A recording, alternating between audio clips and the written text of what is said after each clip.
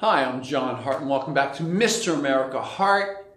Thanks for stopping by today. I'm glad you came by today, especially because I know that there's big discussion in the in the bodybuilding world from fans mainly concerning, are these guys really going to pay a price when they're done with bodybuilding? Are they really cutting their lives short? Now, we already know that there's no way that you can even tell somebody's potential. There's no way that we can go back. Only God knows if somebody actually cut their lives short for any lifestyle reason whatsoever. Only God knows. So someday we all meet up in heaven, have a conversation with God, and we can find out if in fact anybody cut their lives short due to their lifestyle. But when it comes to bodybuilding specifically, there's always been a major concern that the chemicals, the steroids, the growth hormones, the insulins, the IGF, all of that, all of the insulin, all the drugs that are added to bodybuilders and their competitive years, that they're somehow or some way going to suffer mainly in the internal organ department or the clogged artery department. And the reality, I'm just giving you the reality check on this one now because I've been around the game for going on 40 years next year. And so I'm rounding out 4 decades now.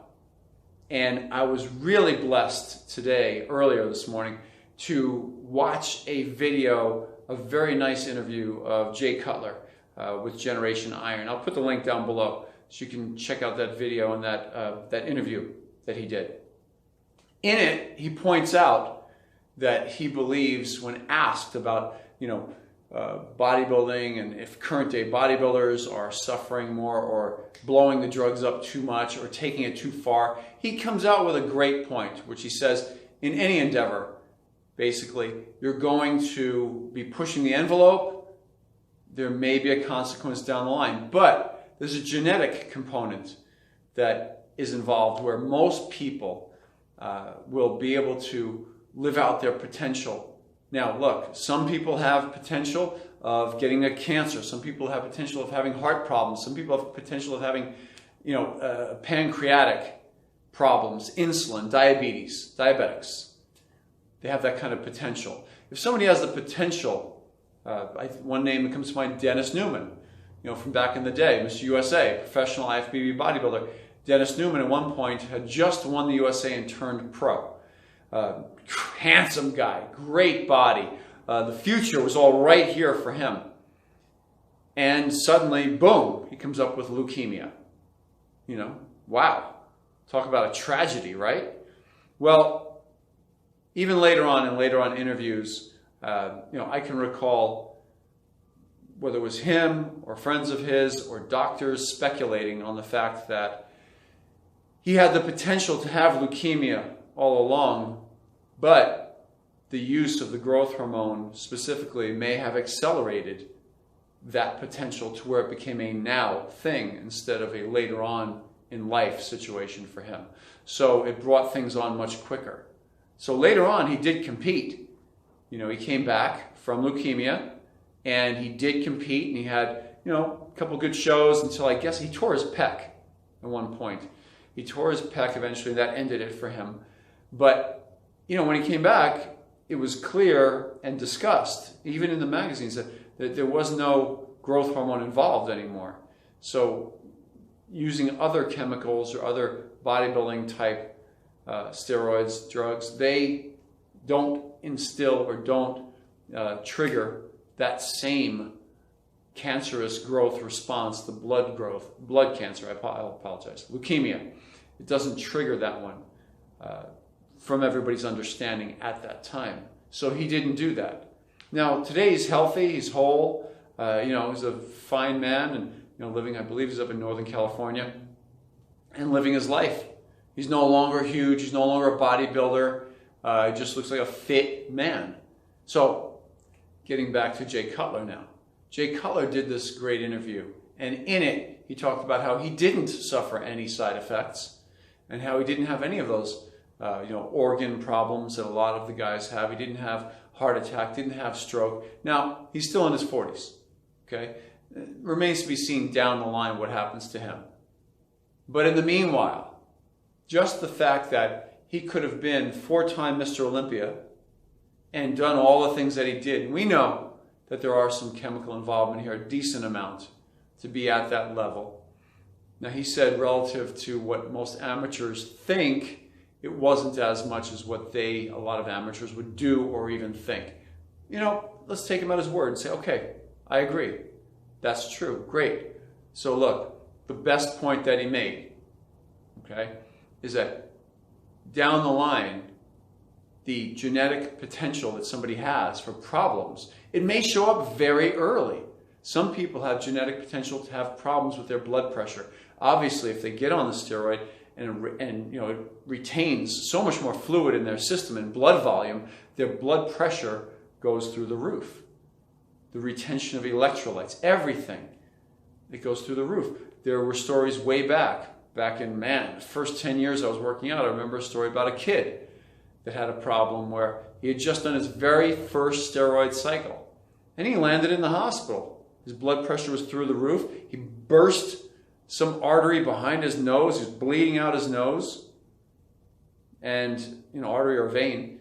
And he was bleeding out. He couldn't stop until they brought down his blood pressure, got him off of anything he was taking.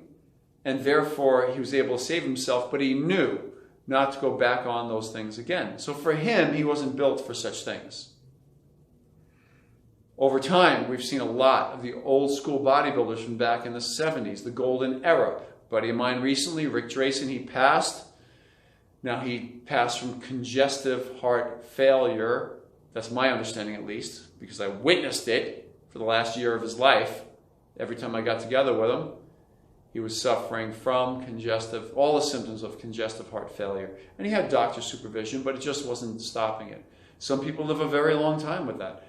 But a lot of the bodybuilders from back in the 70s, they've had heart attacks. Now, Rick didn't have just a heart attack. Okay, a lot of the guys from back then, they took the steroids, and back then they had no idea what it was doing to their cholesterol. It was reversing the HDLs and LDLs in a lot of them. So it brought out the potential for a lot of them to have their arteries turn into plaque magnets. Now, within this discussion, we know if that's going to happen and their arteries turn to plaque magnets and they're just accumulating plaque in their arteries over and over, and especially in crucial places like in their, you know, the main arteries of their heart or carotid to their brain, these situations could cause heart attack, stroke at a much, much younger age. Now, who's to say? In their lifetimes, they may have been susceptible to even having plaque buildup, but this just accelerated it. So in that sense, yes, problems can come much quicker to a lot of the bodybuilders that have used the chemicals. It's not to say they wouldn't have run into some problems later on like that, but it does affect them. Today, there's a lot of bodybuilders from the era of the 90s who are just plain missing organs. I mean, kidneys especially. A lot of them have been having kidney issues. Some of them are real diabetic now. They've from the use of the insulin, they've turned themselves into, and the growth hormone, they've turned themselves into diabetic. So these are problems that they are incurring right now. A lot of them have had organ transplants for their kidneys, and at this point in their lives, you know, being in their, generally around their 50s, early 50s to late 50s at this point, from the professional bodybuilders from the 1990s, a great bunch of bodybuilders, amazing set of bodybuilders. But is there a price that they're paying? For some of them, yes. All of them, no. That's not the case. So it's not a blanket statement that we could put out for all of them all the way through. So look, I know that a lot of you guys, you know a lot of these bodybuilders from that era. And I'm not just talking about what you've read in magazines or seen online, but I know that you actually know them. I'd love to hear your comments down below in the comments section, you know, for the benefit of not just me, but for the benefit of those watching this video or who are curious. Some of them may be looking down that road themselves, and, you know, it may stop them from going down there. I'm not saying that, you know, we need to be all preachy about this, but In essence, there's, for some of the bodybuilders that have the best genetic potential for muscle and shape, and you know who you are, and they know who they are when they're there. As they start to build, they grow muscle rather easily and they have a great shape. And usually people are asking them, do you compete, when they've never even touched weights in the first place? Those guys, the guys that after they've been working out for a year, people are saying, when are you going to compete? Are you stepping on stage? You know, their first year of training, right? They look like they could be at the national level. There's lots of guys like that along the way. Those guys, they have that kind of potential. Obviously, if they have that kind of potential, the decision to go down the road of using any of the chemicals comes a little bit easier for them. They have a great benefit to risk ratio going on right there, financially beneficial to a lot of them. Some of them could be world class. Some of them can make history. So to them, obviously, to you, if I'm speaking to you directly, obviously, it becomes more worth it.